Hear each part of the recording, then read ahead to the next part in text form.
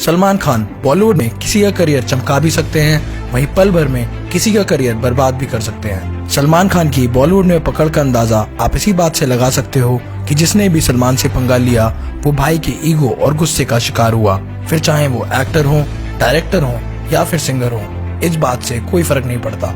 और उसका अंजाम ये हुआ कि उनका करियर खत्म होने के कगार पे आ गया। आइए आपको बताते हैं कुछ ऐसे स्टार्स जिनका सलमान ने करियर खत्म करने की कोशिश की। अरिजीत सिंह। 2014 में अवार्ड फंक्शन के दौरान अरिजीत को सलमान ने अवार्ड देने के लिए स्टेज पर बुलाया। मंच पर पहुंचने पर अरिजीत ने बोला, आप लोगों ने तो सुला दिया। सलमान ने तुम ही हो को गुनगुनाते हुए बोला कि ऐसे गाने बजते रहेंगे तो इसमें हमारा क्या दोष। आप लोगों ने सुला दिया यार तब से, और ये इसमें हमारा कोई दोष नहीं है, ऐसे गाने बजते रहेंगे इसमें तो नींद ही आएगी यार डेफिनेटली। इसके बाद सलमान ने किक और प्रेम रतन धन बायो के निर्माताओं पर जोर डाला और अरिजीत के गाने हटाने को बोला। 2016 में सुल्तान की शूटिंग के वक्त भी ऐसा ही हुआ। सलमान ने अरिजीत के गाने को फिर से फिल्म से हटाने को बोला। बहुत दुख में अरिजीत सिंह ने फेसबुक पर लिखा, प्लीज वो गाना मत निकालो जो मैंने सुल्तान में आपके लिए गाया था। मैं अपने जीवन में कम से कम एक गाना आपके लिए गाना चाहता हूँ। बाद में उन्होंने ये पोस्ट डिलीट कर दिया। साहिल खान। साहिल खान ने सुशांत की मृत्यु के बाद अपने इंस्टा पे पोस्ट करके लिखा कि बहुत कम लोगों के साथ जिंदगी में ऐसा होता है कि उनकी पहली पिक्चर ही इंडिया की सबसे बड़ी फिल्म मैगजीन के कवर पे आ जाए, और वो भी सलमान और शाहरुख के साथ। और साहिल ने ये भी लिखा कि उन दोनों सुपरस्टार में से एक को बहुत बुरा लगा कि मैं उनसे बहुत ज्यादा कमजोर था, पर जब भी उन्होंने मुझे कई फिल्मों में से निकाल दिया। आगे लिखा, काम बड़े और दर्शन छोटे, I don't give for him को सुशांत ने उनका असली चेहरा दिखा दिया। और ये भी बोला कि 20 साल में जॉन अब्राहम के बाद इंडस्ट्री में कोई भी बड़ा स्टार नहीं बन पाया। आप समझ गए होंगे कि साहिल किसके बारे में बोल रहे हैं। विवेक ओबरॉय।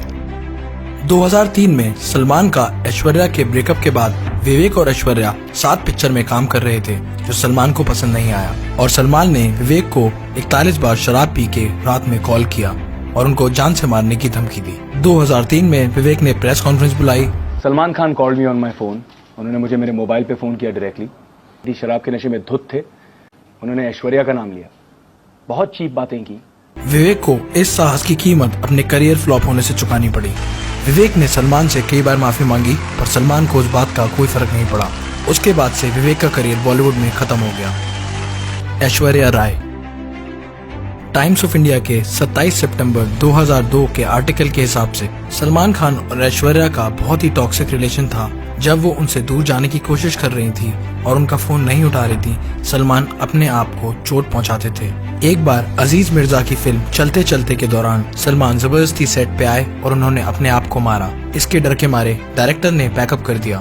बाद में ऐश्वर्या को हटा के फिल्म में रानी मुखर्जी को रख लिया। इसके बाद से ही मिस वर्ल्ड रही ऐश्वर्या के पास काम की कमियां होने लगी। अनुराग कश्यप। ज्यादातर लोग ये नहीं जानते कि सलमान खान की मूवी तेरे नाम पहले अनुराग कश्यप डायरेक्ट कर रहे थे। यूपी के लड़के का रोल होने की वजह से अनुराग ने सलमान पे चेस्ट पे बाल उगाने को बोला ताकि राधिका कैरेक्टर और रियल लगे। उस दिन सलमान ने अनुराग को कुछ नहीं बोला। दूसरे दिन अनुराग प्रोड्यूसर के ऑफिस गए और घुसते ही प्रोड्यूसर ने अनुराग के बोतल फेंक के मारा, और प्रोड्यूसर ने उनसे बोला, तू अभी डायरेक्टर बना भी नहीं है और सलमान को बाल रखने को बोलेगा। फिर इसके बाद अनुराग को रिप्लेस करके सतीश कौशिक ने ये मूवी डायरेक्ट करी।